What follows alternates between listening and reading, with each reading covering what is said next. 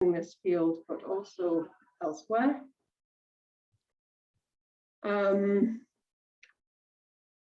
So just a few practicalities before we start. We only have 2 hours and it is a packed agenda, so I will try to be strict about the time. We will have a question and answer session. The chat and raised hand functions are available, so please post in the chat at any time, including questions, and we'll collect them and come back to them during the Q&A. If you can, make sure your name and organization are visible in the participants list. And if you have a question for a specific speaker, please signal that when you type your question. So without further ado, I'd like to hand over to Mr. Marcos Rossempere, who is a member of the European Parliament and founder of the Parliament's new European Bauhaus Friendship Group. He's going to kick us off with some words of welcome. So thank you very much, and over to you. Thank you very much, Ruth, for giving me the floor. Many thanks also to Housing Solutions Platform, Feantsa, Housing Europe, and Abbé Pierre Foundation for organizing this event about the social dimension of the European Bauhaus. From a homeless perspective.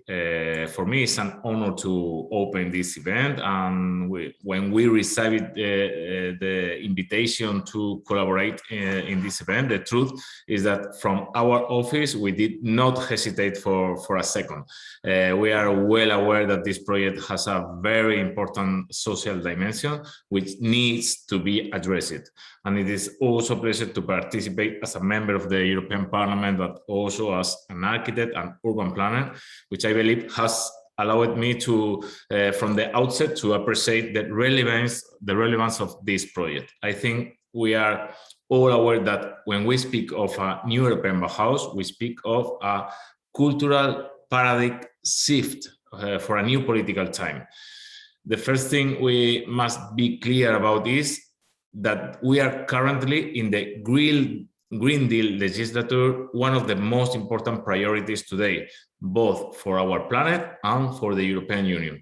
The first initiative of the European Green Deal presented by the European Commission are the European Climate Law, which enshrines in law the objective of climate neutrality by 2050, already tabled and voted in the Parliament. The European Climate Pact, which aims to commit all parts of society to climate action, and the 2030 climate target plan to reduce greenhouse gas emission 55% by 2030.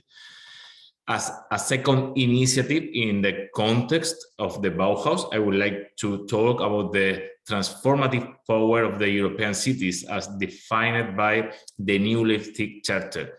This document, adopted in November 2020, defines cities as places of pluralism, creativity, and solidarity, and laboratories for new forms of problem solving and test seats for social innovation. High quality, open, and safe public spaces function as vibrant urban places and that allow people to interact, exchange, and integrate into society. Good urban planning and design must be reinforced to enable compact, socially and economically mixed cities, with well-developed infrastructure and healthy environment. As the last initiative related to the new European Bauhaus, and perhaps more closely than the previous ones, I will end this blog by talking about the renovation wave of buildings. This initiative aims to at least double building renovation rates over the next 10 years and ensure that renovation leads to greater energy and resource efficiency. 35 million buildings could be renovated and up to 160,000 or even more additional jobs could be created in the construction sector. The renovation wave should also promote comfortable, healthy, and sustainable living environments, integrating green spaces and ensuring that sustainability criteria are integrated into urban planning and building architecture. And this is when the European Bauhaus comes in, the official presentation of which was the same day as the Commission's communication of this renovation wave. From the beginning, we have strongly advocated that it is essential to constitute the new European Bauhaus as a preliminary phase to the renovation wave of buildings. To achieve a comprehensive renovation of our buildings and our public space, we will need the renovation wave funds to be conditional on the implementation of Bauhaus solution, European Bauhaus solutions, because we cannot allow this great investment to end up simply changing the air conditioning or putting in solar panels on our roofs. We need a real transformation of our built environment. As you know, this initiative was planned in 3 phases: co-design, results, and dissemination. These phases will run in parallel, overlapping each other as follows. The co-design phase consisted of collecting innovative ideas, challenges to be addressed, and examples of good practice, and it's just finished. The result phases, in which we are currently in, serves for the preparation and implementation of pilot projects through specific calls for proposals. And the last phase, dissemination, will focus on amplifying all these ideas and measures and bringing them to a wider audience, both in Europe and beyond. Thank you. Could I ask you to try and wrap up in one minute or so? Okay. Since the launch of this project, my office in Parliament has mainly maintained 2 lines of work. The first have been on demand of our socialist group. We have defined a firm position on this European Bauhaus, especially on affordable housing, network of research centers, transversality, global scope, but also we have a position paper that this is published, and you can have a look. This means providing adequate funding for lowest income groups and taking into account the living conditions inside of those buildings. Additionally, preventing gentrification must be prioritized in order to maintain the livelihoods of local communities. In addition of this position paper, we have also initiated and coordinated the creation of the friendship group of the new European Bauhaus in the Parliament, formed by 36 MEPs. I believe after holding several meetings, organizing several public events, and making contributions to the co-design phase, that this group has established itself as an active player in the project, and in addition to be a little bit lobbying tool for the European Commission, but we are going to emphasize on the social dimension of the new European Bauhaus.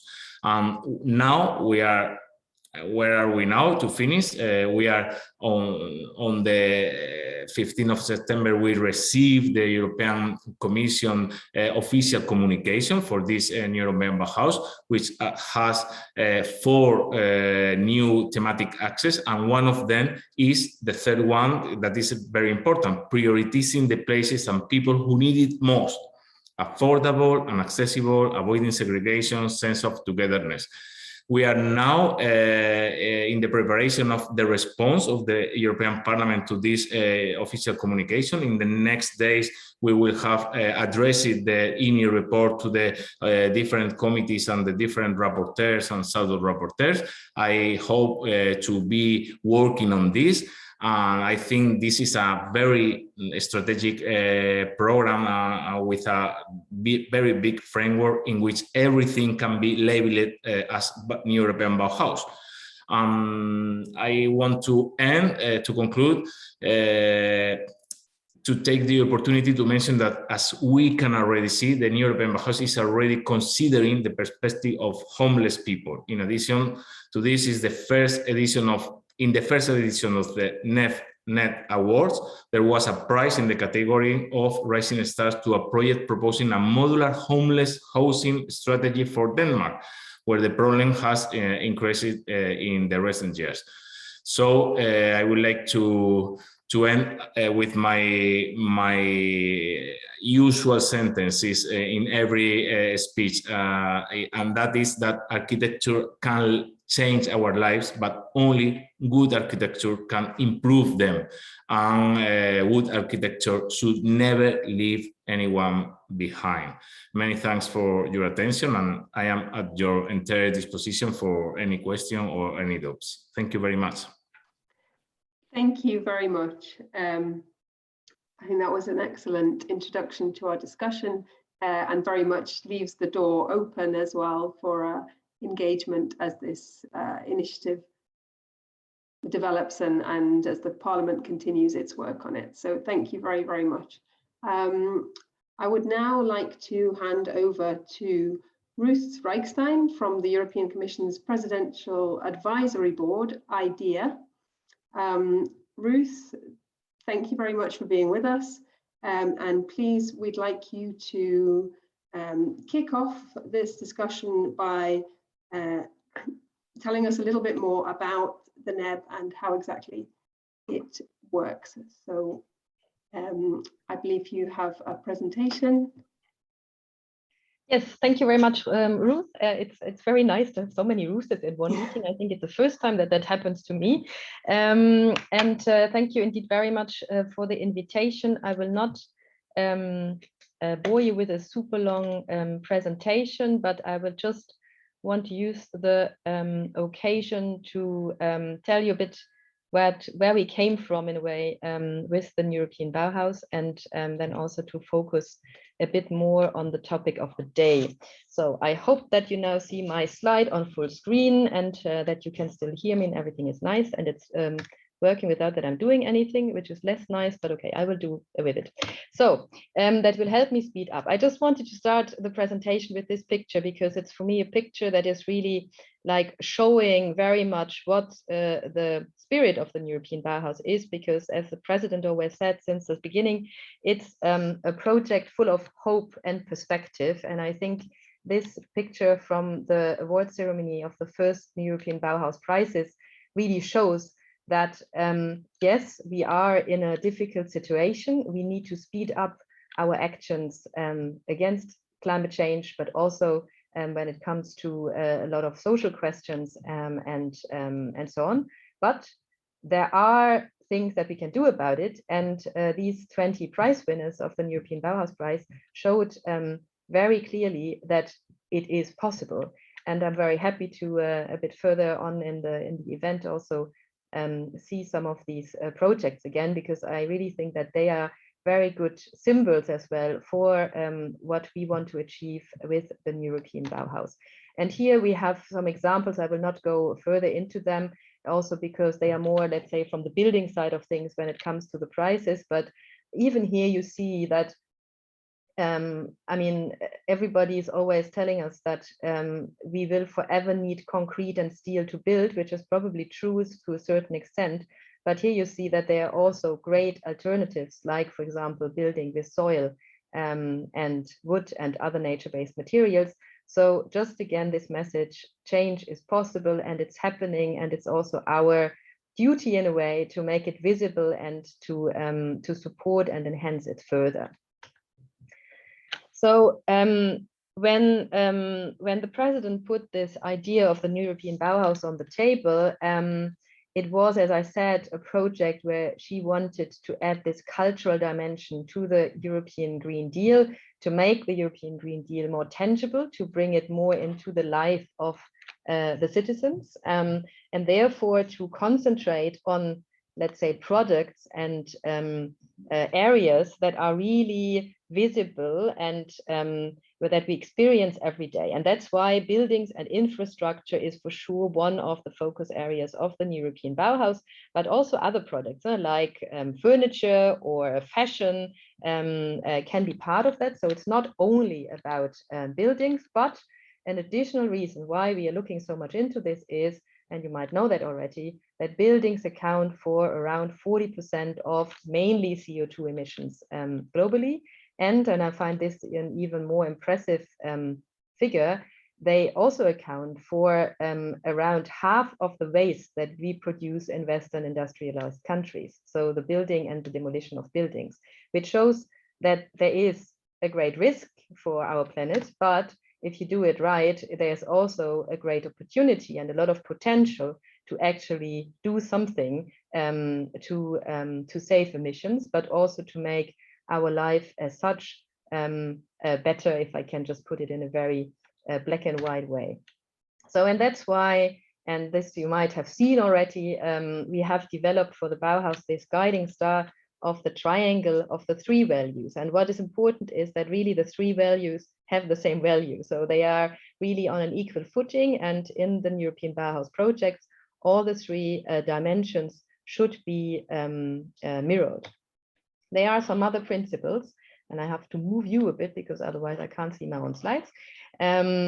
So there are some other principles that are important for the Bauhaus. I just want to mention the 3 most important ones. The first one is that, yes, climate change and also, I mean, all the things that are, for example, in the development goals are global issues, but most of the time you can see the tangible change on the ground. So that's why we want to address global and local. In a participatory way, you all know that we had this long co-design phase of 6 months where we really listened to people, what we should do in the Bauhaus, where we should focus, and so on. And we want to continue to do that, and I will talk about this a bit later still. And then the transdisciplinarity, which is equally important, and where it's again this idea to not only have science or the technical environmental side, but to combine it with scientists also from the social part, with architects, artists, designers, to really make change happen. So here you see a bit where we stand right now. Markus has already a bit talked about that. So the co-design phase has finished in September at the State of the Union speech of the President this year. We presented the communication on the European Bauhaus with all the policy initiatives, but also the first funding possibilities around the European Bauhaus. And this is what the team is right now implementing. You see here one example. In early December, we will have an expert workshop that will look into our Horizon Europe program and how we can this, for example, make fitter for the needs of the European Bauhaus. But this is just one example of an activity that is starting now, and others will follow. So the merit of this co-design phase is that just after a year, we have already a European Bauhaus community, which is quite impressive. And the partners are just one expression of this success of the European Bauhaus, where we now have over 300 from all countries and from all different areas. Also, some of your organizations are part of this family, which is very good and which brings a lot to the project. And this really shows again that we want to do things together. And this is probably also what I want to say, that I'm not here, you know, to teach or to tell you things, but also here to listen and hopefully to get new and good ideas how we can especially strengthen the social or inclusive part of the European Bauhaus. So now for the last part, I will go a bit more into what is in this nice communication, probably the most boring slide of the whole presentation, but still very important. Sorry, Ruth, for interrupting you. We just see kind of a black column pillar on the left side of your slides. Could you? Yeah, would just if easily possible, would be great if you could remove. Is that yeah? Better? And now there's another one kind of on the top. Maybe if you just redo what you've just done. Okay, that's strange, but I think I can't do anything about that one. Little minus too, because I think it shows that you see the pictures of some of listeners. It is that, and no, that's not there. But I think I mean there is nothing on the screen if you want so up there. So I think maybe that's not such a problem that it's there. I would think. Probably. Somebody said you might try to want to close the chat window, but I think it's better now because you can see that box is interfering too much with the slides. Yeah, so. exactly. Please Okay, sorry continue for that. this. Thank you. So yeah, these are the 4 thematic axes that came out of the co-design phase that we have developed, of course, also based on the input that we have received, but also on the work that is going out inside the Commission. And Marcus has mentioned it already. Here, the 3rd one is prioritizing the places and people that need it the most. And indeed, I mean, I think that is something that I hope we will discuss today, is the great question, how we actually do that. And there we are, I mean, we have some ideas and I can talk about that later, but this is also something where we a lot depend on experts like you are, because we had also a lot of discussion, for example, on this with our high-level roundtable, and we have Ola Murphy and Hubert Tamar in the call. And Ola is one of those who always ask this question, you know, okay, it's good that you say it, but how will you get there? And it's true that we still have to improve this. So I really hope that we will get some good ideas on this today. This is what we will be the core of the European Bauhaus for the upcoming month. It's the NEB Lab, this think and do tank that we have announced in the communication. It is, well, mainly a virtual space where we have our partner organization, where we have the high-level roundtable members, where we have the Commission, but also other institutions, for example, or entities, let's say, like the winners of the European Bauhaus prizes. And there we really want to co-create, test, and find policy solutions. And these are just the first project that we as Commission put on the table for this lab. I will not now go into them because it would take too much time. I can do that later if there are questions.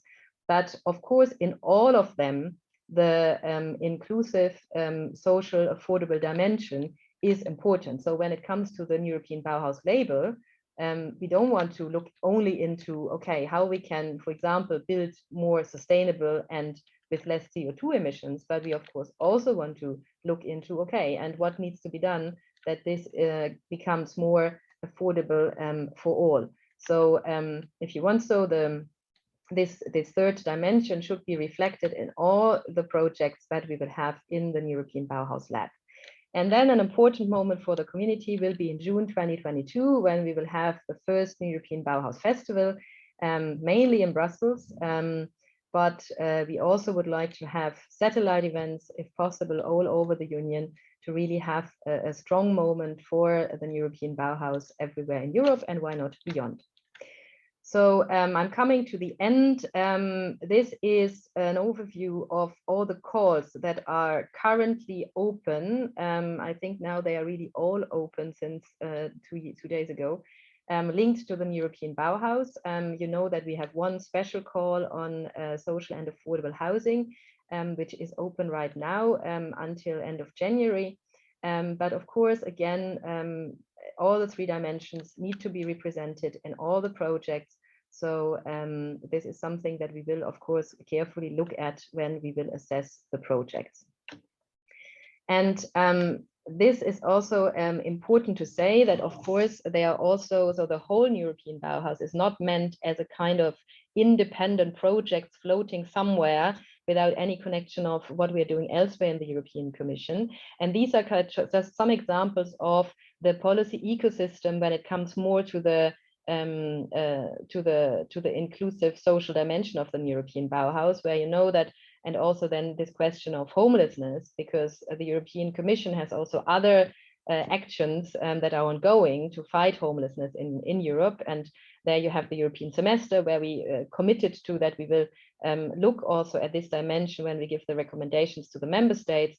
You have the European pillar of social rights and the action plan. You have a point on homelessness. I mean, you know all these things much better than I do, but of course we will also then see with the European platform that is now being put in place, and also with the policy toolkit that the Commission will come out next year, that also there we have links with the European Bauhaus and see how we can support each other mutually. Last slide. This is just an example of initiatives that have been growing during the last month around the European Bauhaus. This is just something that I want to share to encourage all of you to also just continue to be active and to do your own European Bauhaus projects.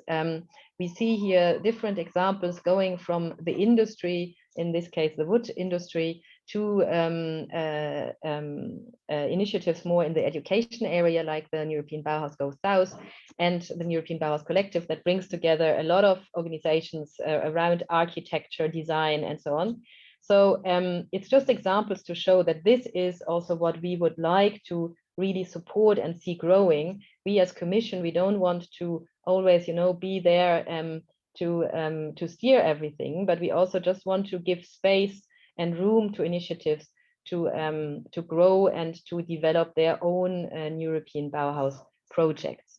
So yeah, I would like to stop here. Thank you very much for your attention until now, and then now I'm of course happy to answer questions. Okay. Many thanks, Ruth.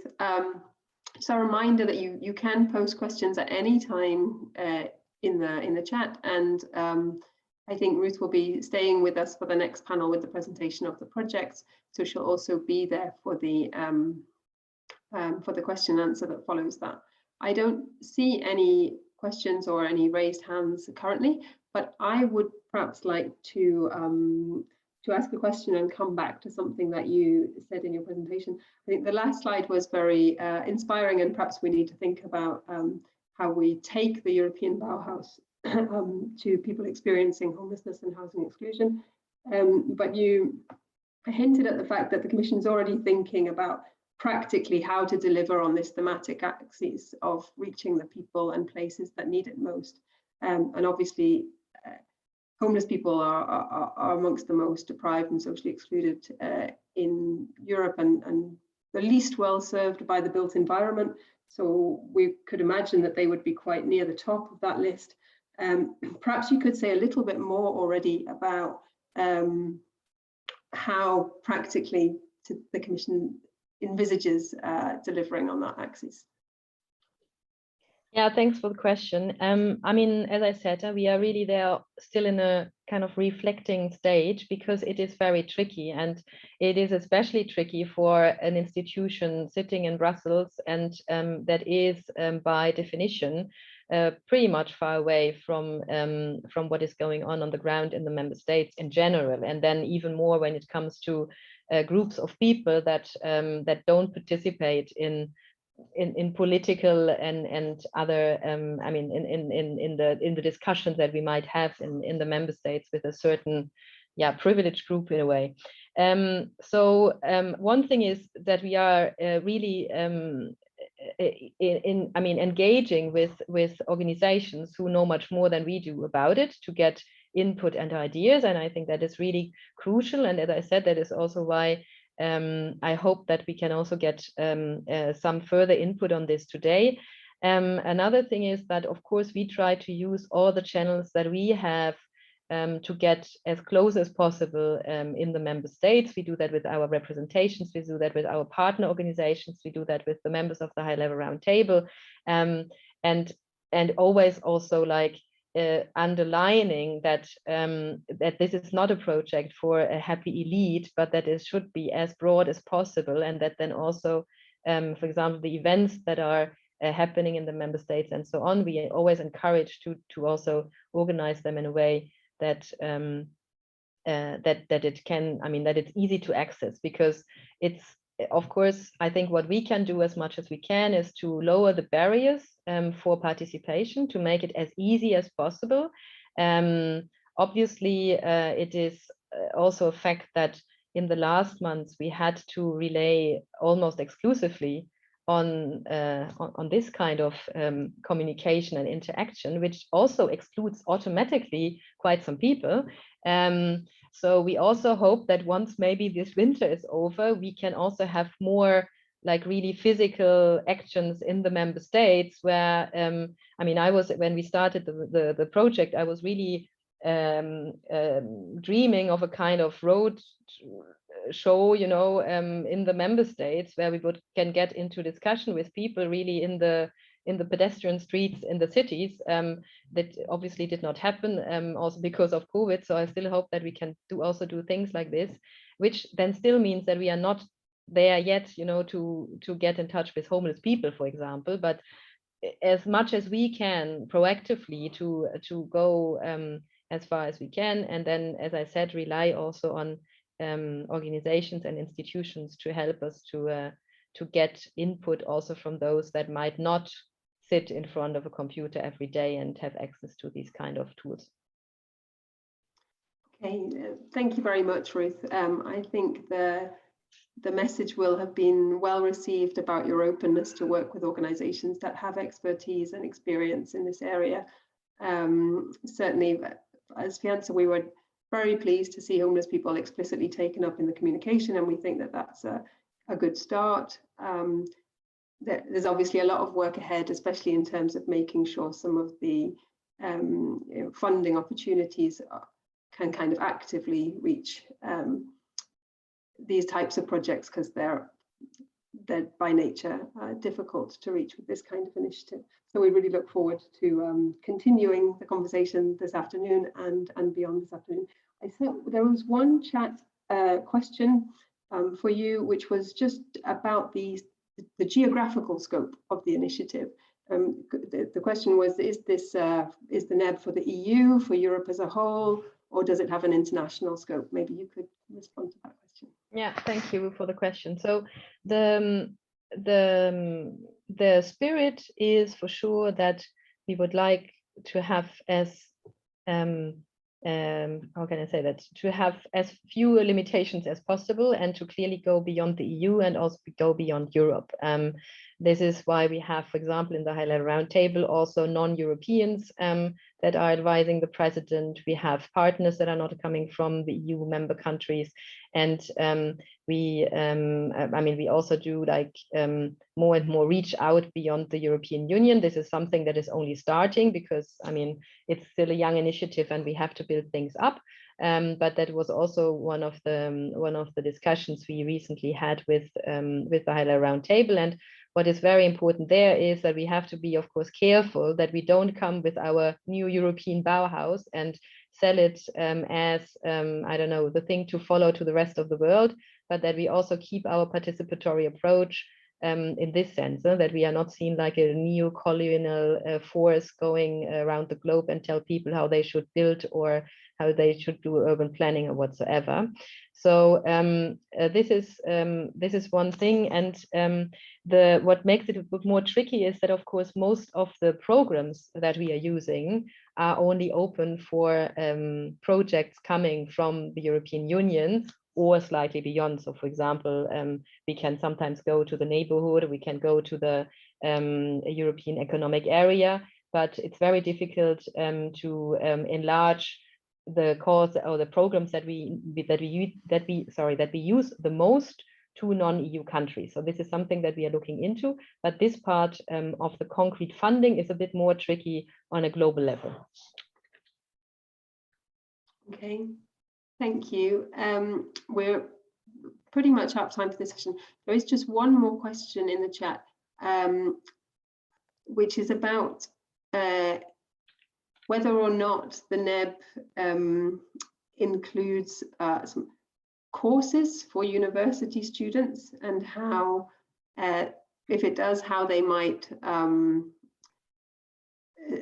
subscribe. But I'm not sure. Yeah, I'm not sure that I have the impression that there's maybe a slight misunderstanding, because I think that was the not courses, the funding. All. So yeah, it was the funding. But maybe I can just use the opportunity to say that there will be a call for interest in probably in January for education projects around the European Bauhaus, because education and knowledge is also one of the focus areas that we would like to look at also with the lab. There we really want to engage more with institutions from the education field, but in the broad sense, so not only universities, but can also be primary schools or libraries. And then we have already said in the communication that in 2023 we will have a special edition of the European Bauhaus Prize, which will then only be for those projects who have participated in that call. So Yeah, I hope that helped, but I'm also happy then to look at the chat and try to explain further. Okay, thank you very much. So I think that was a great opening to our discussion. It was also very encouraging to hear you mention the need for and the scope for links between the NEB and the European Pillar of Social Rights, and particularly the European Platform for Combating Homelessness, which does commit all member states to work towards the goal of ending homelessness in 2030. And I think that very much speaks to your first point about change being possible and necessary. Okay, so we're now going to move on to our project panel, which is going to present some concrete projects that address homelessness in beautiful, sustainable and inclusive ways. Two of the projects that we're going to hear from have been awarded the NEB Prize, and one of them is an inspiring project that hasn't, but that I think gives us a flavor of the sorts of things that are possible. So we're very pleased to be joined by David Suarez, who is an architect and co-founder of Straddle 3, which is a multidisciplinary collective working mostly with grassroots organizations, and which worked on the project APROP Barcelona, which was awarded the NEB Prize. To have Astrid Lieke Nielsen with us, who's from Denmark and who is going to present the Homeless Housing Project, which is a concept and prototype for modular housing for homeless people. And lastly, Craig White, who is the CEO of Agile Homes Bristol, and who's going to present briefly an innovative project that uses rooftops as land to build affordable housing, including homeless people. So I will hand over to David to start off with the APROP project in Barcelona. We'll hear from each of the projects briefly, and then there's a few follow-up questions for the panelists there. David, please. Hello, everybody. Thank you very much for the invitation. We're super happy to be part of this adventure. And of course, we're very happy to be awarded with the new European Bauhaus Prize.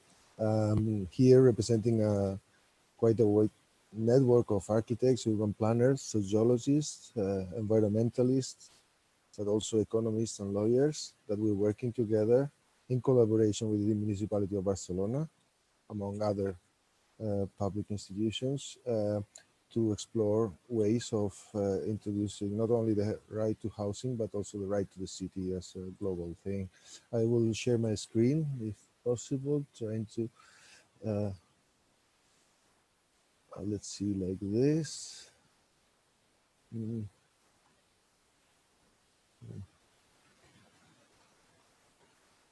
Yeah.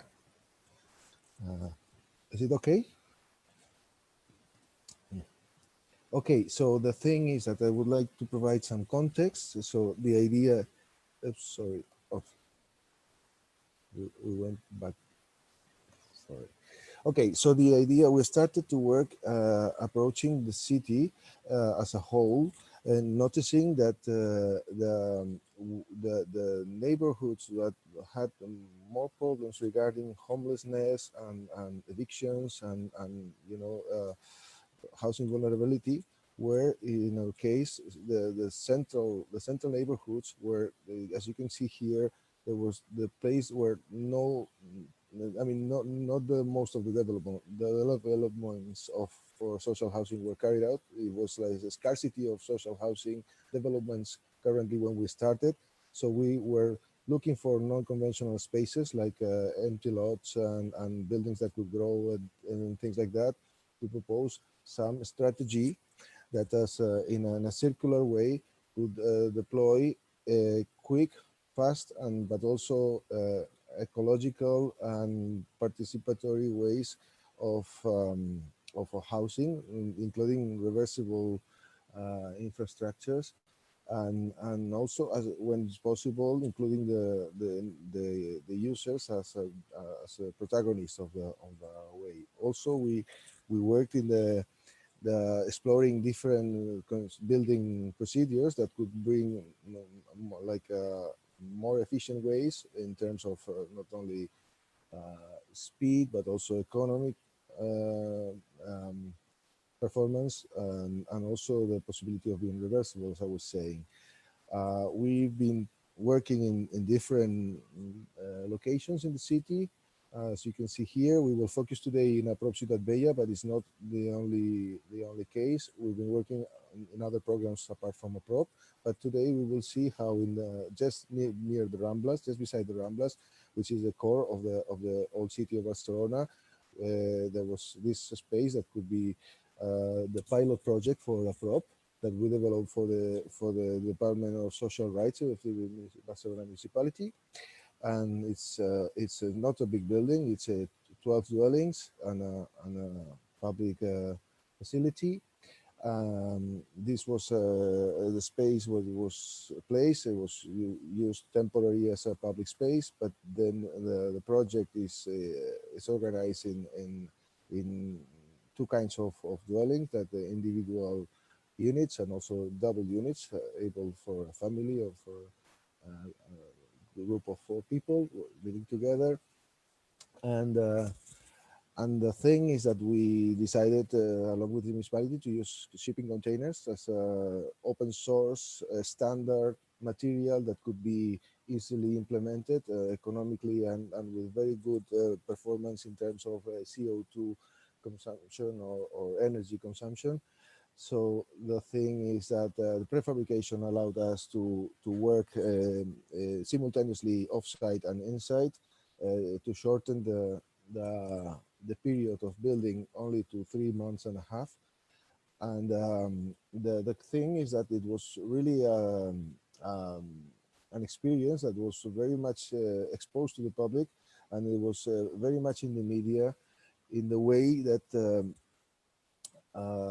it arose a very interesting public debate that even went abroad. And as you can see here in The Guardian, there was this thing about is it all right to use shipping containers as a way to confront the homelessness issue.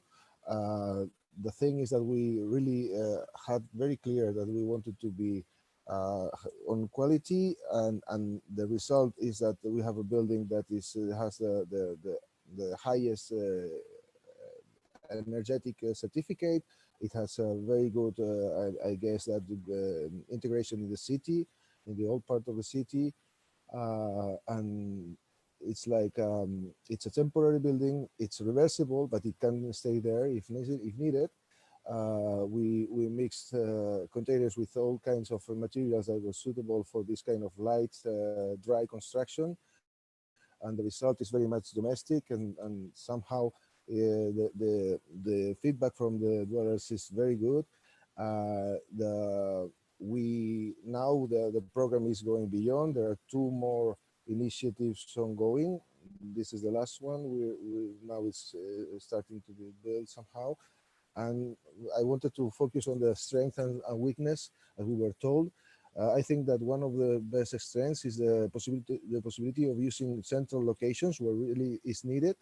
The speed, as I was saying, the ecological and economical efficiency, but also the quality, like I was telling, like the energy certification, but also a friendly and domestic atmosphere in the dwellings, circularity and reusability. This is very important.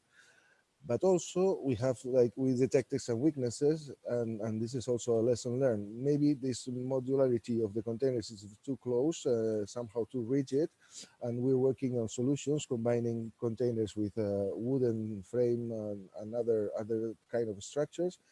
Also, the deployment period of due to the bureaucracy is a bit worse than we thought at the beginning, because the first pilot was very quick, but the other 2 that are coming now are a bit slower. Maybe it's a top-down process, and we're working on how to implement the participatory procedures for the future users.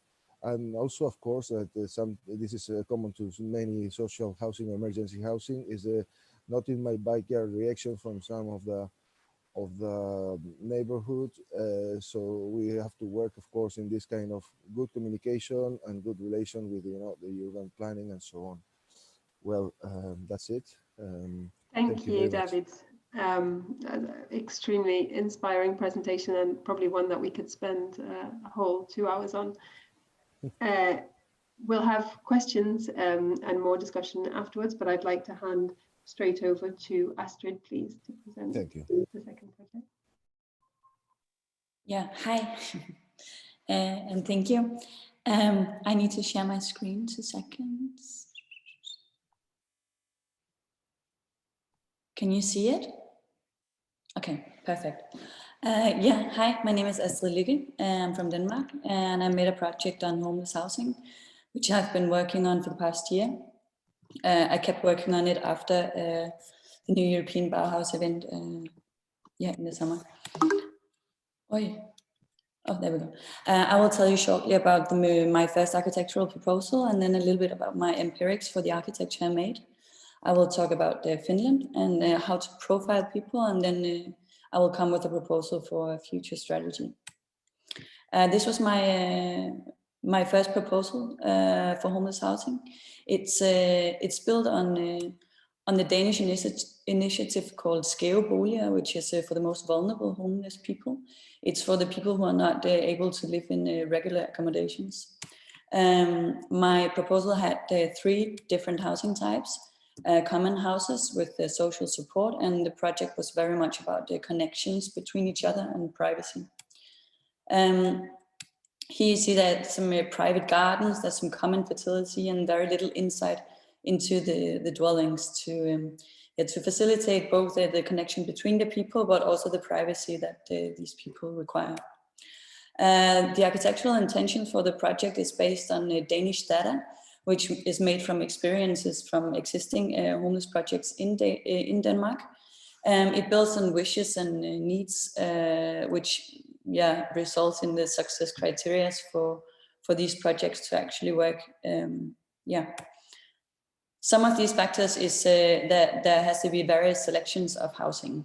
At the same time, the dwellings has to be small, so they are easy to maintain. You need private gardens, kitchens of proper sizes, all this stuff that is very important for the people to feel at home and not for them to engage in another institution.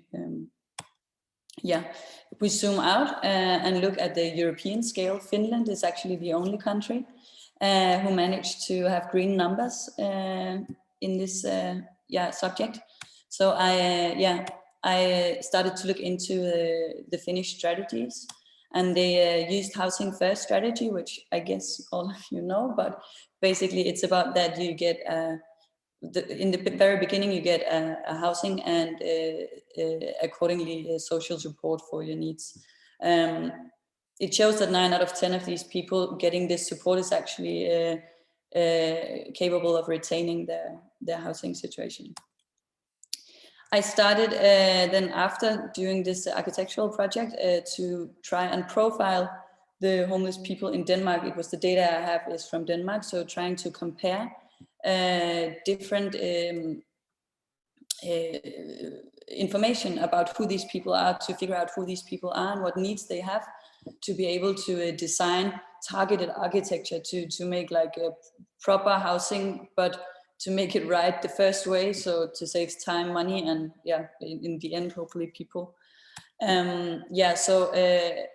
My thesis is that there should be more than just one type of housing. There should be many different types of housings that helps people with their personal issues and their preferences.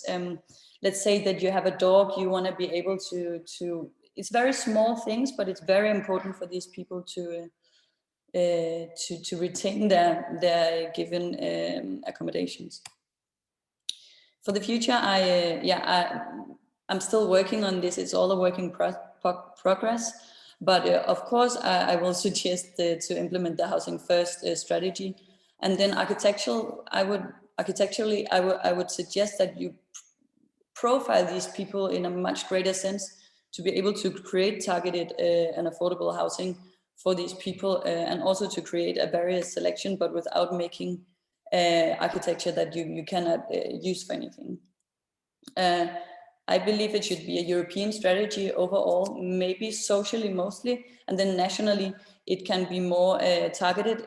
I do not believe that a Danish homeless person has the same needs as a Southern European homeless person, for instance, also because of weather conditions and stuff. It can be very different. And then at last there should be a local strategy. All this should be an architectural strategy, and I think that architecture definitely can be a part of the solution. Type housing with an architectural value, I believe is a very good way to start, at least. Thank you. Okay, thank you very much. The final slide, make architecture part of the solution, seems like a good mandate for the European Bauhaus initiative. Craig, could I hand over to you, please, to hear? Yes, hello. Homes. Great. Hello, everyone. Thank you very much for inviting me to speak, and very pleased to be here and see the work of colleagues trying to fix the problem of homelessness. So I think homelessness is often is a condition, but actually it's about people and the means by which those people can find a safe, civil, low carbon, affordable home to live in. We often look at the condition and forget about the people. So ours is a story of people-centered housing, and I'll talk about that as we go along. So we've got many parts. I'm not going to talk about all of this, but the housing crisis, as I think, is a European issue and a very particular issue here in the UK, because the way we like to own homes rather than rent them. And we've developed a disruptive way of delivering affordable homes in the UK by unlocking a new land supply that's free and hidden in plain sight. We're going to solve the climate emergency at the same time. We only build with renewable natural materials that capture and store carbon, and we've developed new finance methods of going in. Our approach is to think small, people-centered. The next step is a key to a front door where somebody feels safe. So thinking small and scaling fast is what we're doing. We're also reducing reoffending as we go to deliver properly affordable homes for people, planet, profit, and purpose. So safe, civil, affordable, low carbon is the most important aspect of what we do. So to show you the UK condition, and of course homelessness is the very, very challenging end of a failure of housing supply. And this is the last 70 years of housing supply in the UK by the private, public and non-governmental section. The thin ribbon in the middle is called housing associations. We have to build in the UK 340,000 homes a year. We're only building half of those. And we now have what we call a vacuum in our housing supply. And we're working in the vacuum. We're not trying to disrupt the existing incumbents of housing supply. We're creating a new one. So what's our solution? It's very, very simple. Never pay for land. And that's a bold statement to make. But basically, all development has three components to it. A developer has to buy land or acquire the rights to the land. They then have to build their hardware, their homes, and then they normally sell them.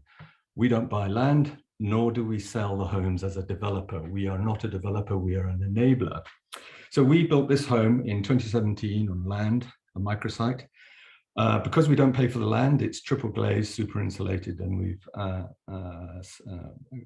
certified with the Passive House Institute our build systems.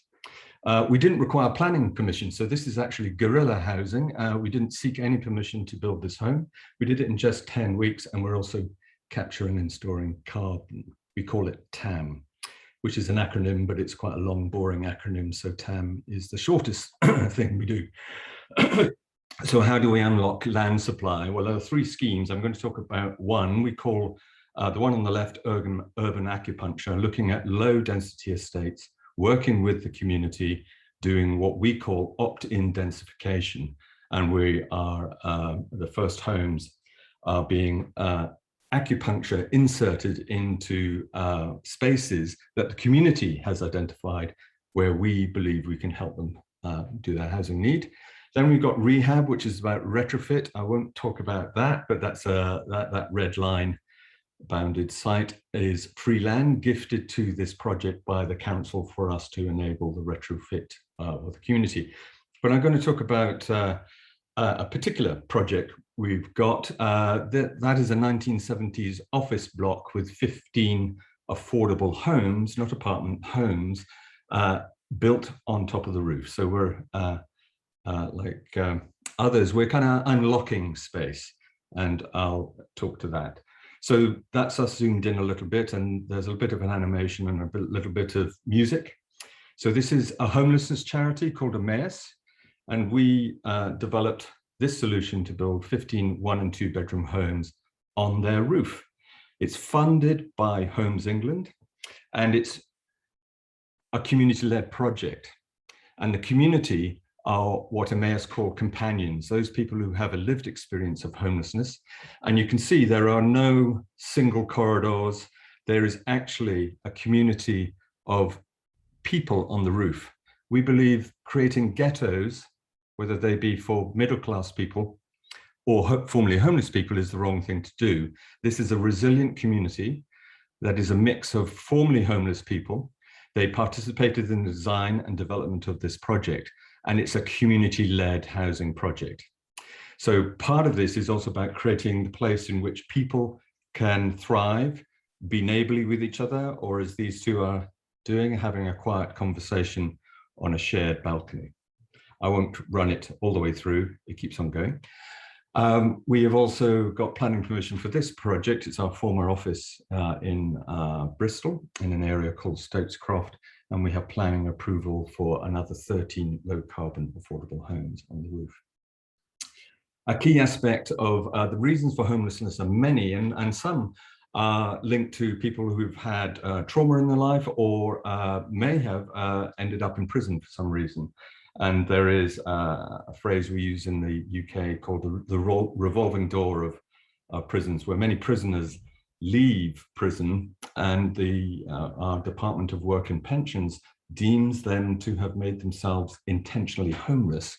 So at that point, they are either going back to their family, sofa surfing, having to find somewhere to sleep, often rough sleeping, or for many, it is easier to commit a crime again and guarantee their route back into the prison system. So we signed a contract with our Ministry of Justice in the UK to manufacture our build systems in prison workshops as part of a training program to provide skills training and education to prisoners that are due to leave.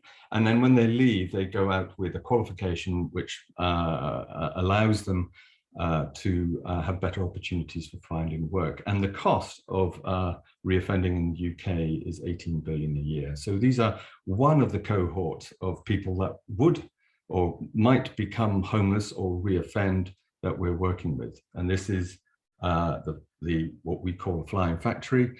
And there are prisoners learning how to prefabricate build systems, and there's the home they've built. The project was funded by one of our police and crime commissioners, Alison Hernandez. And this is a home. So, and this is land that's free and hidden in plain sight. This is in the grounds of a building owned by Torbay Council. The main building is behind us and leased to the NHS. And this is a little plot of land.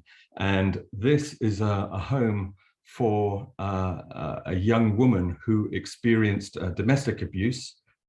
She used to live in Liverpool. She fled with her 4-week-old baby, and she is now housed in this home rather than having to rely on inappropriate emergency accommodation. So let's look at the route of how we can then work with formerly homeless people. So this is Nuno and his dog Bella. Nuno had lived experience of drug addiction, heroin, was homeless when we met him and was rough sleeping. What we were able to do is work with his probation officer to secure him a job building that home.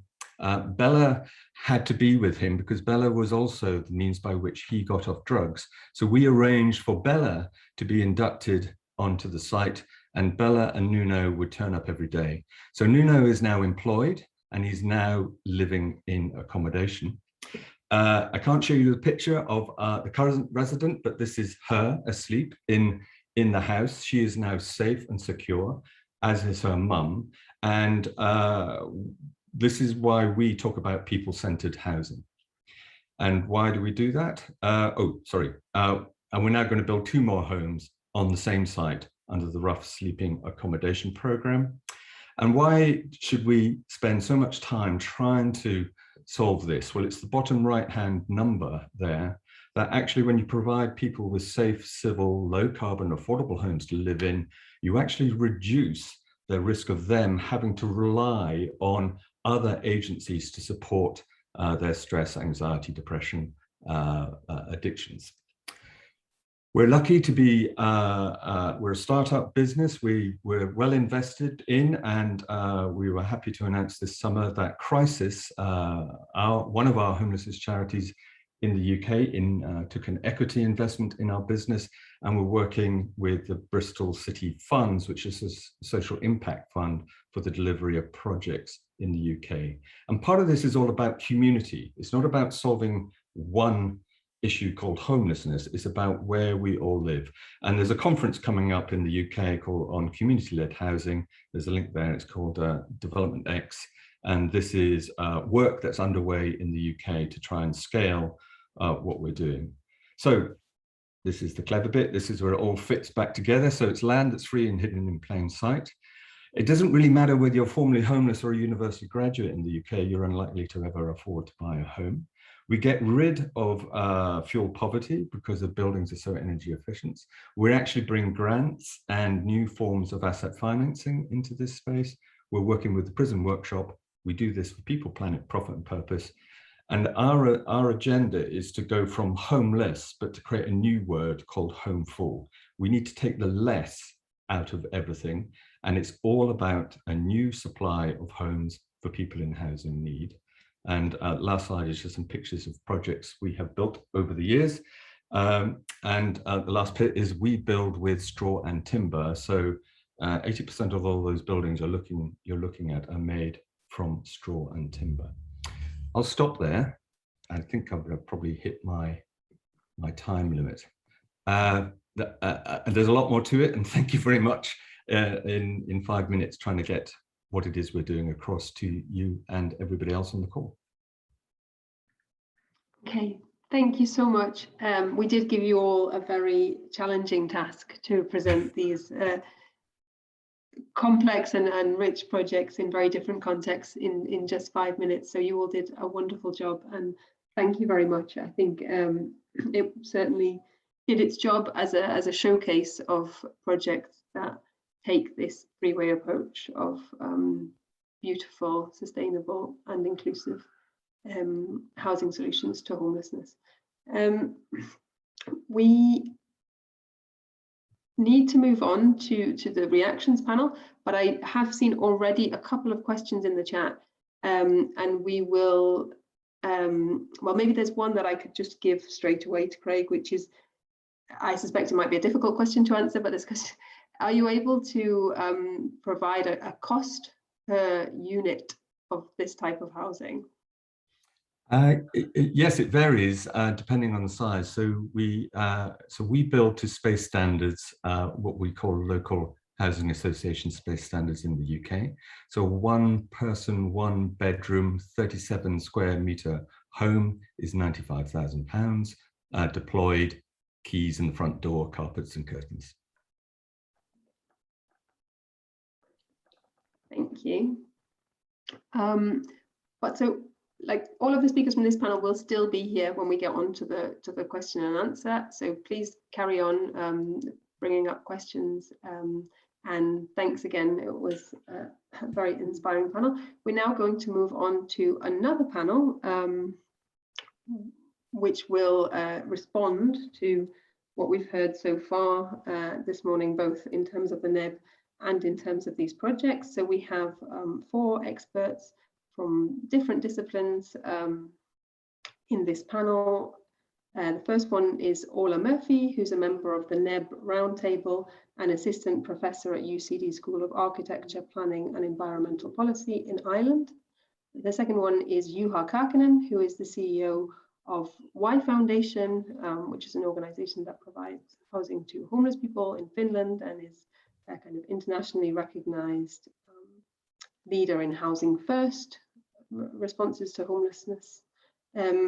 Albert Salas, who is a researcher at University Pompeu Fabra in Barcelona, and an expert on homelessness and housing policies, and Oliver Scheifinger, who is an architect from Tafkau Architects, which works in Berlin, Helsinki, and Vienna. So I think what I'd like to do first is just invite each panelist to share a few sentences, a short reaction to what we've heard this morning, perhaps especially from the project. I'll give the floor first of all to Ola. Thank you very much, Ruth. And firstly, thank you so much to the three speakers who presented these projects, because in a way, I think they sum up the core essence of what's behind the new European Bauhaus, which is that it's a project of hope, and that it is what it's trying to do is to scale up and scale out many of the existing really special initiatives that are taking place all across Europe and beyond. I suppose I was particularly taken with a couple of things in the presentations, which touch on maybe on some of my experience in education and in architecture with regard to homelessness. The strongest and probably the most important aspect that I picked up on was that homelessness is about people, obviously. First and foremost, there are stories of people who, for a myriad of reasons, have found themselves at as one of the most vulnerable stages that you can be, which is to be in some way without a place that you can call home. And that reminded me of a project that we ran in the university where I teach, which was a 3-year project called Rising Home, where we looked at homelessness and also housing, particularly in the Irish context, because as Astrid's research pointed out, we have a huge housing crisis in Ireland within the context of the EU. And one of the things in one of the projects that we did, we connected with people in the ground in an area called Coolock in North Dublin, and we listened to their stories. We spent quite a while trying to understand their particular situation. And as Craig had pointed out, for everybody, there was a different story. And it became clear that homelessness isn't just one thing, and there isn't just one solution. There is a spectrum of housing need. And that might begin from the far end of the spectrum, rough sleeping, and the conditions that can lead to something which is so physically and mentally and socially debilitating, to people who might find themselves without security of tenure, or at risk from being evicted, or in a dangerous situation with regard to their domestic situation and domestic abuse and violence. So there's no one side, there's no one version of homelessness, and therefore there isn't one solution to homelessness. And I suppose, to me, that's one of the most important things to recognize in the conversation, so that we try to avoid thinking that there might be one particular solution, or that, for example, architecture on its own can solve homelessness, because of course it can't, but it is part of that solution. And the 3 examples that we've seen have all illustrated the power of design that is people-centered, and that is led by the community of people whose stories need to be listened to input and use design to create innovative, creative, effective, and beautiful and inclusive solutions. And I think that's where it might hook into the new European Bauhaus and that triad of values, and which, as Ruth Reichstein has been pointed out on the round table, we keep kind of prodding the inclusivity issue and ask, how do we achieve radical inclusiveness, a more than human approach connected with nature that is sustainable and that is also beautiful. So that's my first, I suppose, initial reaction. Thanks very much, Ola. Juha, could I ask you to share some initial reactions briefly? Yes, very interesting presentations. I have to confess that beforehand I was a little bit skeptical about this new Bauhaus initiative, because it seems that it has all typical elements of a Commission initiative: use of existing funds, high-level roundtable, prizes, festival in Brussels. So this is probably the normal level of innovativeness of the Commission. But listening to this presentation of the architects, I sense that there's some hope in architects also. There were very different kind of initiatives or projects. For example, you sometimes hear very skeptical comments about using shipping containers, but if that's a solution for every man, then it's a solution to homeless people also in certain specific spaces. So the main thing actually is that I don't recognize a special need for homeless housing. There's not a certain element that should be different from normal, affordable, beautiful, sustainable housing. So I think that we have to be very, very cautious on this element. Especially I liked Astrid's presentation, not only because you showed one picture of our homes in Finland, but I agree that we need different kind of solutions that can be used to give homes for homeless people. But I think that we have to be very careful that we are not making so specific solutions to homelessness that they look like there's a neon sign on the roof saying that this is housing for homeless people. That's something that we should avoid. That's my point to start, and I still believe that architects can be a big part of solving this issue. Okay, thank you very much, Juha. Albert, could I invite you to come in, please? Yes, hello. Thank you for the invitation and for the 3 interesting presentations. I'm very happy we are talking about homelessness from a housing point of view, because, well, although it is usual in the forums organized by Feantsa, we see every year, especially in winter, inventions to shelter the homeless or to help them to survive, from stab-resistant sleeping bags to portable igloos, nicer shelters. And often social entities partner with designers and architects to create new forms of accommodation. And these accommodations are supposed to be more suited to the needs of the homeless population. And I think experts experts in housing policies, urban planners, architects should be the first to assume that the needs of the homeless are the same as those of the rest of the population. And let me take a few words from an American comedian, George Carlin. These words are from 1992, and let me read, just a moment. Let me read it, please. He said, "I've got an idea about homelessness. Do you know what they ought to do? Change the name of it. It's not homelessness, it's houselessness. A home is an abstract idea. A home is a setting, is a state of mind, but it's houses these people need.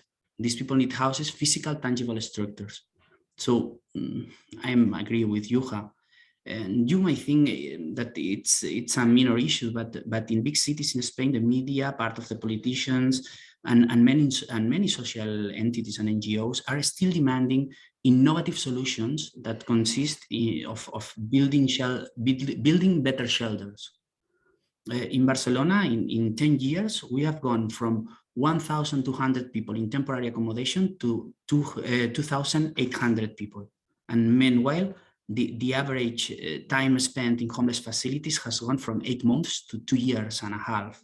So I am concerned about 2 things: the temporality and the access of rough sleepers, because many projects are addressed to other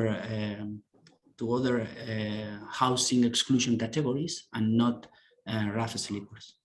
Thank you. This is the first reaction. That's great. Thank you very much. Oliver, could I hand over to you and also invite you to share a few general reactions to start us off? Yes, thank you very much. Also for having me. I might just add to your introduction that I'm here, of course, as an architect and planner, but also as a founding member of the first European housing cooperative living in metropolises.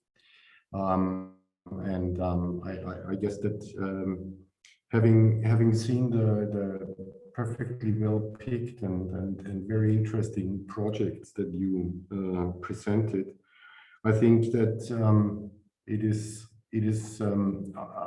is somehow hard to say anything about solutions to homelessness with Juha Kakinen on the same panel, because I mean I think Juha has just shown it to us all how it works. It primarily works by providing housing, and I think this is one of the core things that we need to focus on. I must say, from my own approach, I was very much delighted by hearing the words of Astrid Lücke, explaining her attitude towards architecture, which I think is vitally important for the future of housing. That is the understanding of the role of an architect is as an integrator, as a listener, and as a collector of participatory processes that lead to functional homes and functional buildings that are by that sustainable and by that efficient. And that also leads to a very important aspect of these buildings that is, I think, I always try to establish the understanding that the most sustainable square meter we can do is the one that we do not build because we do not need it. And I think that only these participatory processes lead to that, and they lead to really providing what we need.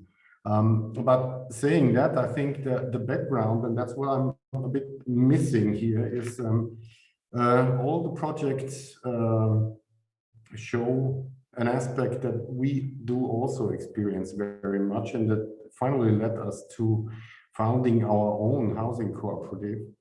That is the need for land on the one hand side, and on the other hand side, the implementation of great ideas of great people out there within the framework of a given real estate product market. And that is one of the biggest challenges, I think, to overcome, and I hope that it will somehow be addressed in the new European Bauhaus, because that's mostly many projects, I think, do not touch ground because they do either not find land, or do not get financing, or do not manage to build houses, build homes in the given framework of a high price real estate market.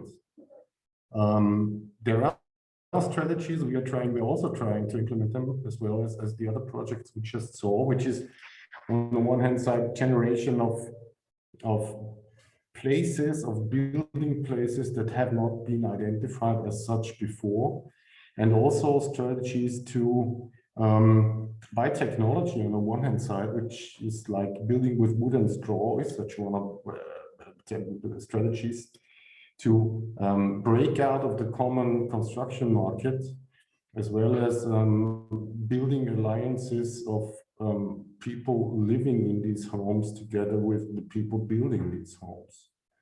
And I think that this is important for the future, to give interesting projects and interested people and ambitious people the chance to roll things out on a scale that is important and that has a meaning.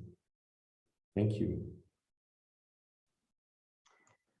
Thank you very much. That was incredibly rich, and I think it went to the heart of some of the things that we need to address if we want the new European Bauhaus to really reach the people who need it most, and especially homeless people.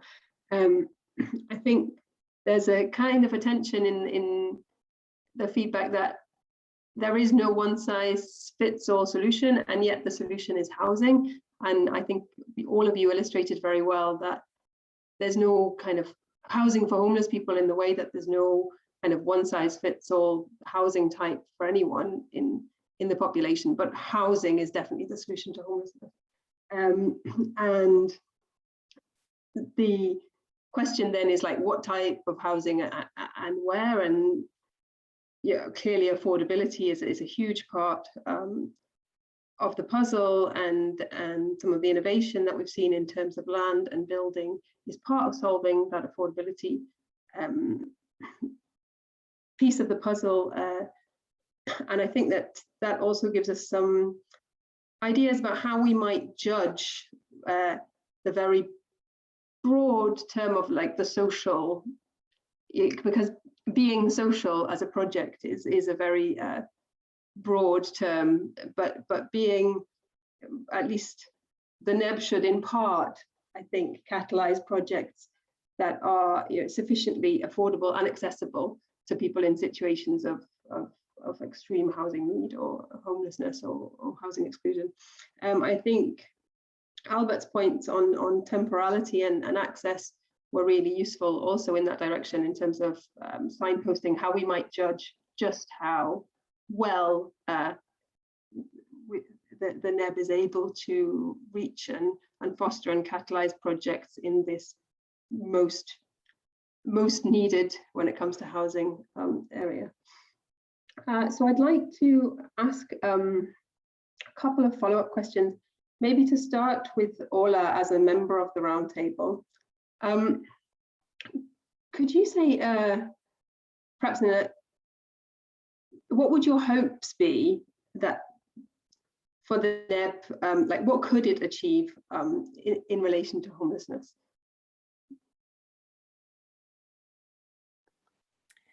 Thanks, Ruth. I suppose I'm wary of saying stating that the new European Bauhaus can solve the housing crisis or homelessness. It's an initiative.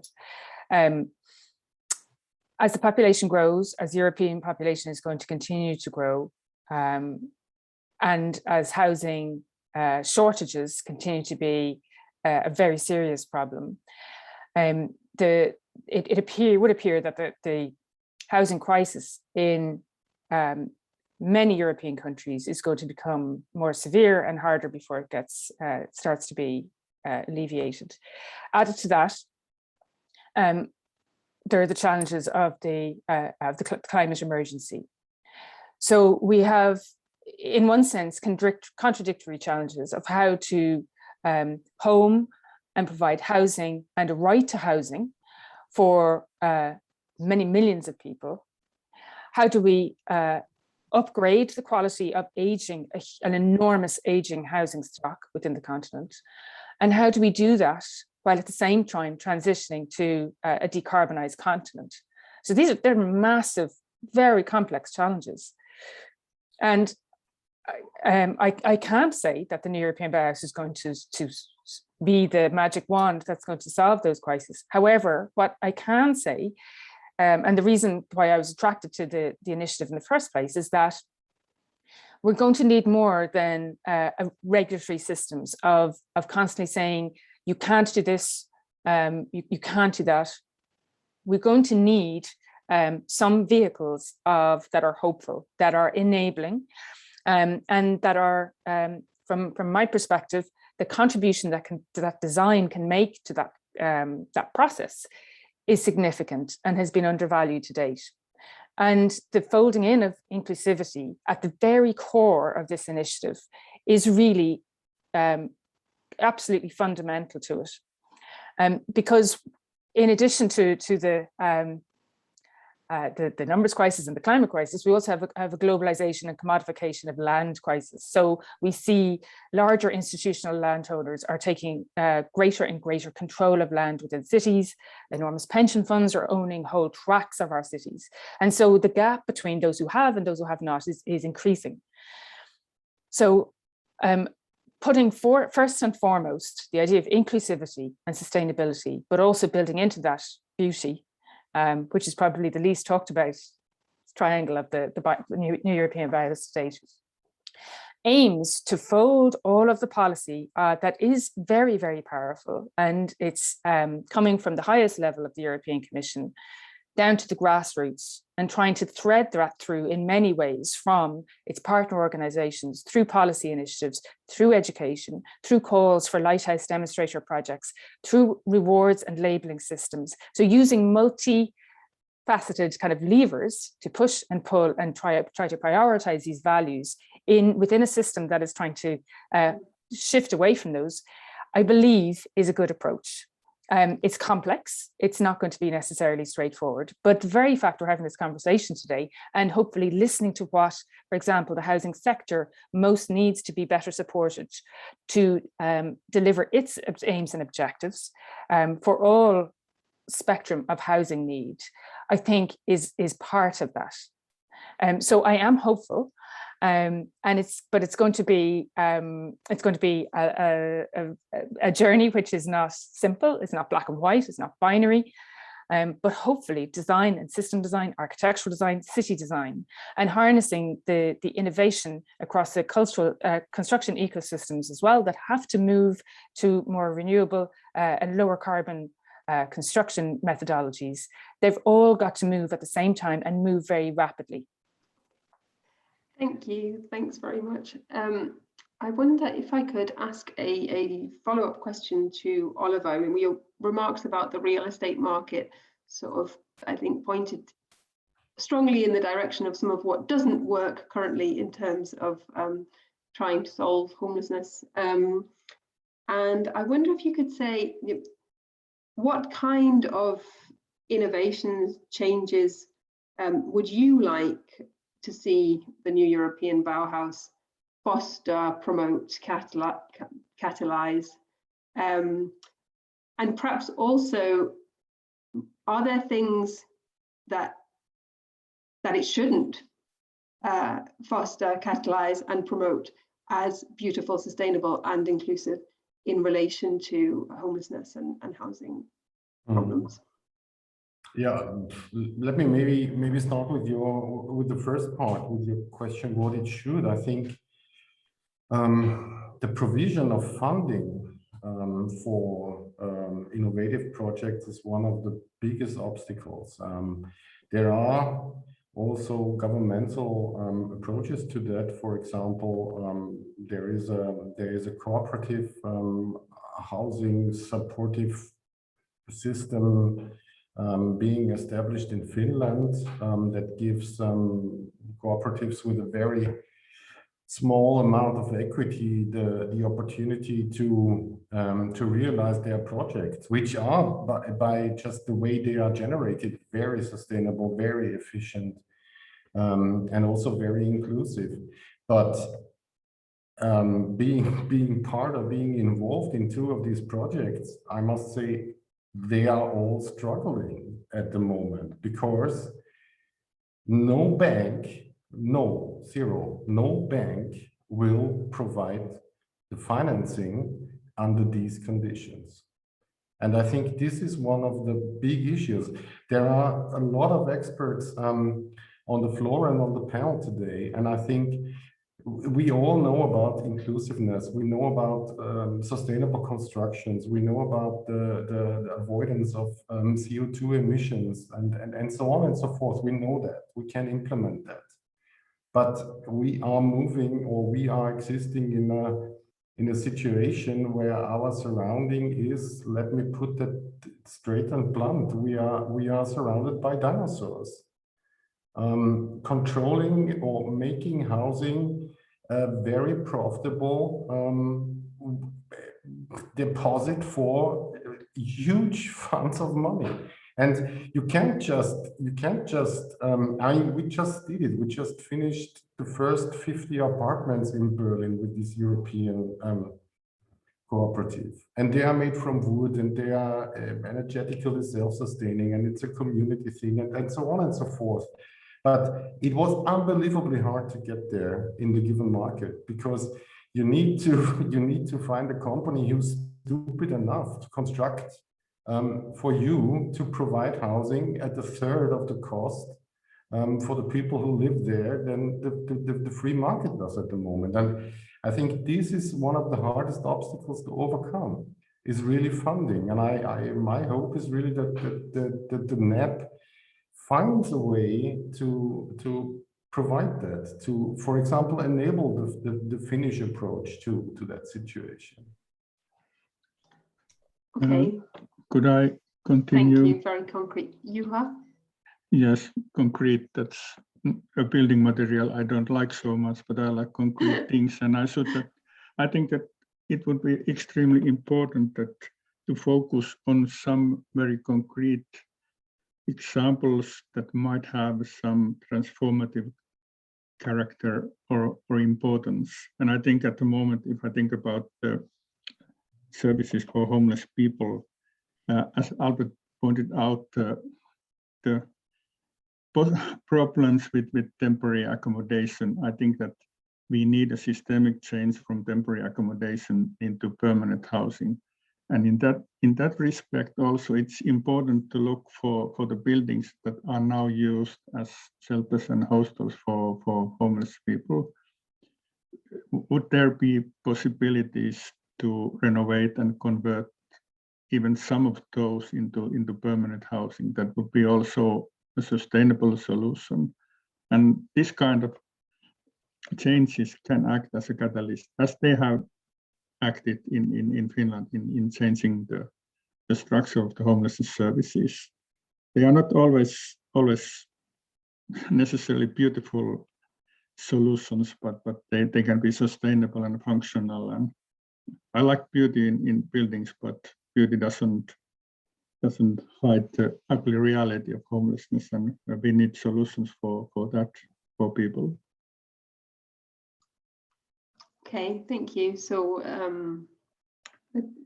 perhaps the Bauhaus could help to achieve this systematic change that we need from managing homelessness in temporary accommodation and shelter to actually providing homeless people with homes. And I think the transformation of existing buildings, it's particularly in the context of the Green Deal with the renovation wave and everything, is a really key area. Actually, our last housing solutions debate was on conversion of existing buildings into housing for homeless people. I see that Craig, you would like to come in. Thank you. And I think everybody's talking around the same thing. Architects occupy a given space in the development world.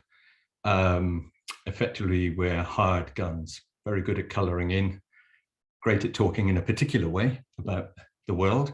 But if you want to be the change, we need to occupy a different position, and we need to work in an interagency way, not a architect with pen and genius coming at the end of it, but actually I've spent more time designing how financial mechanisms will pre-package finance for affordable homes for people who wouldn't normally qualify to be able to be lent to, i.e. take on debt. That's a real challenge. So I stopped colouring in, and I started to learn about the world of finance and land assembly and law and planning, and all of that skill, all of that grey hair allowed us to weave our way through in a very different way. And so I think, you know, it's great, Oliver, you set up a housing co-op. That's absolutely the steps that we can be. And then you can become an enabler of this. And part of what we found is that there is a wall of money trying to find its way into developments that have social impact. So all of the big corporates are now going to have to worry about carbon, environmental and social governance, and they haven't got a clue about our world. So what we need to do is move out of our world and start occupying theirs.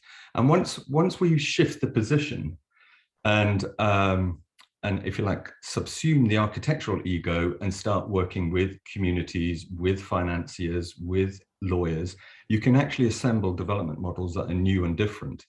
And we've got some fantastic enabling legislation in the UK called the Custom Build and Community Housing Act of 2016, which forces every local authority in England to create a register of land that can only be sold to community-led affordable housing projects. I can guarantee if I asked 100 architects in the UK, did they know about that enabling legislation? Maybe 2 would say, yes, we do know about that, but 98% don't. I don't want to riff too much, but I think, so I stopped becoming an architect. That's what I did. I put my money where my mouth was, stopped spending other people's money, and said, right, if we're going to change something, I have to change myself first, then set up a new way. So, and I think post COP26, we should all be, I think that's a question for all of us at an individual, collective, corporate, governmental, and state thing. What is it we do now that will be different to enable the changes? And homelessness is just a lack of housing supply. Some of the causes of it are complex, but if there's not enough homes for people to move into, we will always have people who fall off the edges of society. So my challenge to the NEB is keep the architects, that's brilliant. Get more people in, get some finance people again, get the lawyers in. How do we pull all those levers of capitalism, start delivering some good stuff? And I'll stop ranting. Okay, thank you very much. I think Albert, I had a question for you, which would be maybe to follow up on something Juha said. Like, when it comes to homelessness, do beautiful and inclusive necessarily go together? And are there any risks or trade-offs in that conflation? You're muted. Sorry.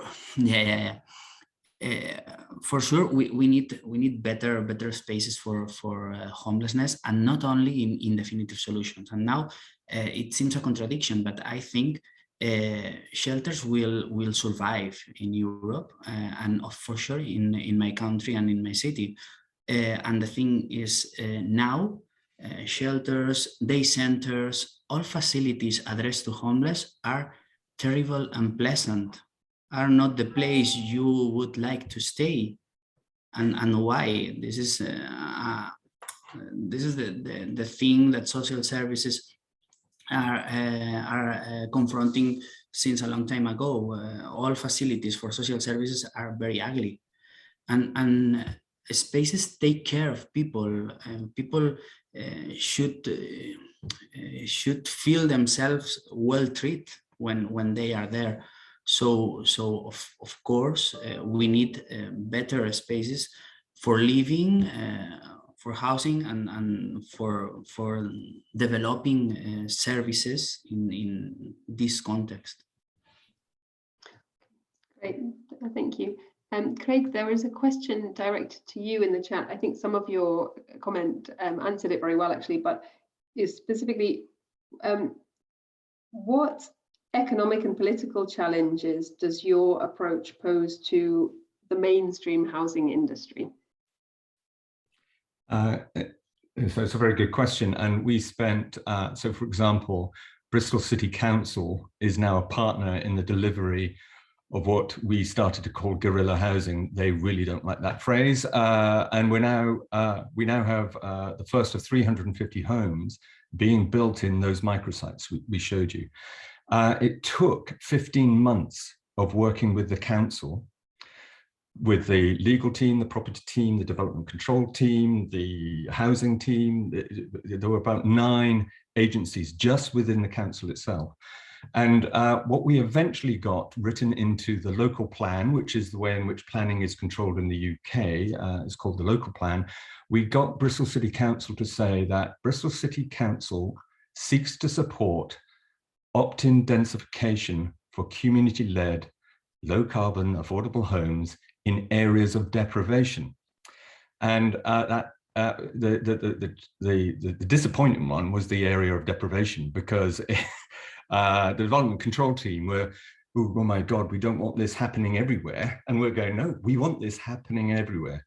So at that level, So the trick we built was we built that house without planning permission. Then we invited the mayor. We have an executive mayor to sleep in it, and he sofa surfed along with a fellow councillor in that building.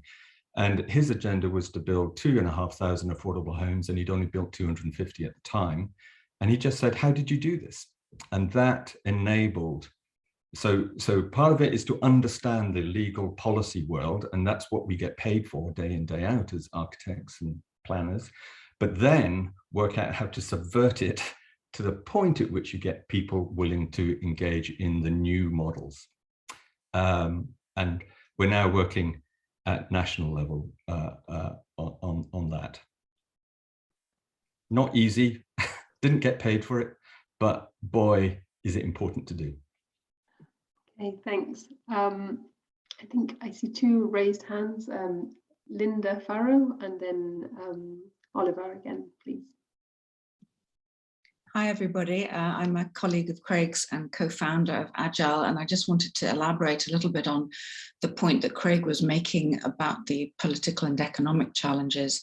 I think what we see in the UK is an absolutely massive shift in the way in which ethical finance and funding is working. So organisations like Triodos Bank, obviously its head office is in the Netherlands, but we have a very active Bristol office of the Triodos Bank. Organisations like Rathbone Green Bank, who are very influential in the ESG markets, not just in the UK, but worldwide. So we are seeing in our current round 2 investment that we're about halfway through, and Craig and others of the team are pitching to a whole range of potential investors. We're seeing that the ground is very, very fertile for, there's a lot of socially minded money that really wants to invest in this kind of thing. And I hope it's okay, Craig, to sort of volunteer a little bit of know-how exchange from our experiences to others that might want to find out more about where we're at in our journey, bearing in mind that everybody else's financial and investment context will be different. Okay, thank you very much. Oliver, and then I see we have another hand, Hubert Trammer, and then I think we'll have to wrap things up. Ruth would also like to come back in and respond to one or two of the points that have been made. So Oliver, then Hubert, please. Thank you. I think that Linda almost said it all to that. I think that this is an important aspect that I would also like to transport somehow to younger colleagues and to the next generation, which is the ethics of our business. I mean, what Greg and Linda do, they could also do that in a high-priced market thing. They could do the same construction types on the same rooftops and have it a highly profitable thing. But it's not ethically correct to do that, and I think this is important to also teach everybody and encourage everybody to say no. No, we're not doing micro apartments in city situations. We're not going to do that. Yes. Because you are because you are skipping the social facilities. You are skipping the community. You're just about our well thought, functional micro living situations. But we're not going to do that.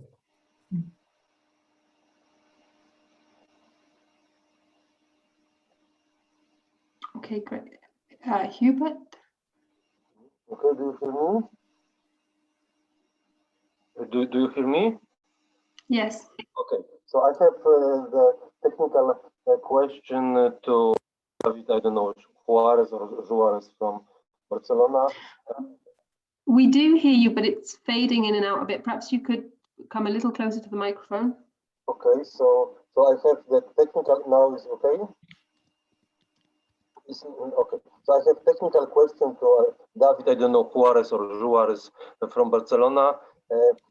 How you fight the proper thermal situation in these buildings built from the containers because I know that it is quite often that for the homeless the containers are provided, and people who deal with the problem of homelessness in Poland they I would say hate containers, and even when I have had the presentation of European Bauhaus to people who deal with the problem with homelessness, and when they saw the category in Bauhaus prizes, the mobile housing, they said, oh no, they would like to promote containers. So in Poland it is more problem of cold, in Barcelona more problem of the hot, but the question is how is it solved in that houses? Okay. Thank you, Hubert. The connection was not brilliant. David, did you get enough of the question to be able to respond? I can try. I mean, maybe I can be corrected. I mean, on one side is I think that there's a prejudice about using shipping containers, not only for homeless shelter, but I think for any kind of housing. And what we did in this program is to work hard to make sure that we're just using the shipping containers as any other building material, and the result has to meet all the regulations, has to meet all the quality certificates, even improve them somehow. And it was a long research and development on what other materials use, like to protect, to isolate, to improve the spaces, and to make them really, as I was telling in the presentation, domestic enough and friendly enough. I think we achieved that. But also I was telling that in some other projects we're developing right now, we're combining shipping containers with other techniques, just like contra-laminated wood, for example, contra-laminated timber, and we're seeking for more flexible and rich possibilities, and I think we're succeeding quite well. As I was telling in the presentation, when we started this research, we were not only considering containers. Containers was a solution that was somehow decided along with the municipality, and it was partly because we saw that it was an open source modular system that already existed, is somehow to hack a system which is coming from the transport industry, to use it in a somehow innovative way. But it's not at all the only system we're considering.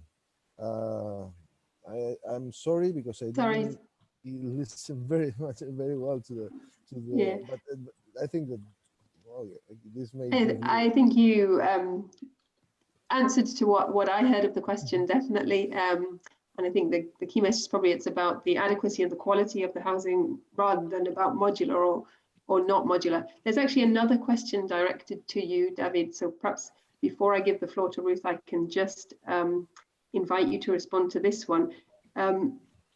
You mentioned in your presentation that maybe being a bit top down was a limitation of this project. Could you develop a little bit on that and say what the participation element? Because this is something that is really concerned us very much. We're really deeply into that question, because I mean, this program is partially based in a proposal we presented to the council years ago, and one of the main aspects that we were somehow putting in the first level was the need for participation, the need of I mean, we are struggling against the idea of a ghetto. We're very much into integration, I mean, of course, APROP is not just for homeless people, it's for all the persons that might be in a situation that is vulnerable, could be evicted families, whatever. And we knew it was not easy to solve, and we're working on that. It's like for when you confront emergency, it's difficult to get like the you know, like the time enough and to know in advance who is going to live there, so you can develop a participatory process that would really influence the design and also the way of maintaining and taking care of the buildings, of the facility. After this experience of a probe, fortunately, we succeeded in 2 other programs. One is called Wiki Housing, and the other one is Habitatge Jove Caldas, which is addressed to young people trying to emancipate. And in both cases, we're working in a very strong participatory ways, from the conception to even the managing scheme or operative system of the facility, but also even and sometimes in a self-building or reconfiguring the spaces and being able to transform them in time and so on. So the thing is that you asked me for what were like somehow the weaknesses of a prop, and I think a prop is improvable in many things, but especially in this question. Thank you. I think these events are always much more interesting if we're open about the weaknesses as well as the strengths of projects. We are getting really tight on time, and I want to bring in both Ruth again and Sorka Edwards, who's the Secretary General of Housing Europe. I think Ruth wanted to respond to a few of the things that have been said, so I think I'll give her the floor first and then hand over to Sorka. Also, thanks everyone for all the activity in the chat. There's a hugely interesting and rich discussion going on there. Indeed, thank you very much, Ruth, and thanks for this interesting discussion. I learned a lot of things and I got a lot of inspirations. I will not react on everything now. I could already talk a lot about dinosaurs as well, but I will refrain from it now because we don't have time anymore. But I wanted to just react on 2 concrete points. It's the funding and also this question of how important beautiful is, because these were things that were popping up several times now in the discussion. We have also obviously identified this money and funding question as one of the key points that we have to look into also in the European Bauhaus. And I would very much tend to agree with some of the speakers, also like Craig, for example, who said, well, there is actually a lot of money that could be used, but we have to find the right ways and channels to do so. Because when we started the European Bauhaus, it was actually amazing. We had quite some CEOs from big companies, but also people from the more philanthropic side of things like Bloomberg and others who contacted us and said, oh, I would be happy to build you a European Bauhaus. And as European Commission, then we have always to say, well, thank you very much, but not possible. So this is something that we also want to look into, how we can actually use this money that is there actually better also for projects that need the money. So this is one of the work streams that we will have in the European Bauhaus Lab. And it would be very much appreciated if anyone who has already ideas and experiences there could join in the discussion and probably help us to find solutions. We will look into also foundations, possibilities and stuff like this. And so the other point is on the beautiful part. I can completely hear, of course, the argument to say, well, first of all, we need to find solutions for homeless people, and who cares if they are beautiful as long as they are functional. But I would, and I don't want to really disagree, but I would still like to make the point that from all what we have heard as well in our co-design phase and what we have read and so on, I think the dimension of well-being or feeling well in a home, however that might then look like, is important, because it touches the identity of the human being, and that's why I think we should, as it was also a bit said before, we should not have special architecture for homeless people or for the most poor or whatsoever, but we should actually make sure that everyone, and of course this is a huge challenge and we won't manage that overnight, but that everyone can actually have a home that is not only functional and energy efficient, but that also provides a good feeling. And this will then also have an impact on how people will feel and will act in their life. This will have an impact on how they will treat actually the building and the place where they live and so on. So I think we should just not underestimate this. So voilà, these were the two concrete points I wanted to react on, and I take the opportunity to thank you again very much for the invitation and for the really interesting discussion. As I said, I learned a lot, and yeah, and really don't hesitate as well to get in touch and to continue to work with us. As I said, it's a participatory thing, and we depend also on your input. Thank you very much. Okay, wonderful. Thank you very much, Ruth. Soka. Yes, thank you very much, Ruth and Ruth for organizing. It's been a really fascinating session. I think that if the European Bauhaus aim was really to shine a light on those inclusive, sustainable and beautiful projects, we can see even from today's session that it is achieving that goal. And of course, then the work, I think, well, just in my 1 minute that I would highlight from our side is now to work together with Ruth and all the colleagues in the Commission and the European Parliament to make sure indeed that we do what we can to make sure that the economic governance and the financial rules and everything that is influencing from an EU level is indeed making more of those projects actually possible. So now we're coming out of the pandemic, hopefully, fingers crossed. We had some emergency fiscal measures in place. So now it will be the task of organizations like Housing Europe and Feantsa and Abbé Pierre at national level and also at European level to look at how that economic governance can be changed if needed. So thinking of issues like the Stability and Growth Pact, like state aid rules, like you mentioned, the European semester, like the social pillar as well, to make sure that what we can do from EU level, we really do. And I think that's going to be a joint work, not easy, but that framework, I think we have to walk the walk when it comes to putting the right framework in place from EU level. And we're happy to join in that challenge. Thank you very much. That's all from my side. Thanks, Ruth. Okay, thanks to all the thank speakers you very as well. Sorry? Thank you to all the speakers as well. It's been a great session. Thank you very much, Soka. It's a difficult task to come in such tight time at the end. I would just like to add my thanks to everyone and also say it's a pleasure to work with so many Ruths on this debate.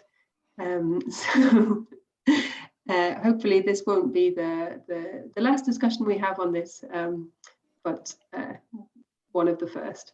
So thanks very much. Have a good afternoon.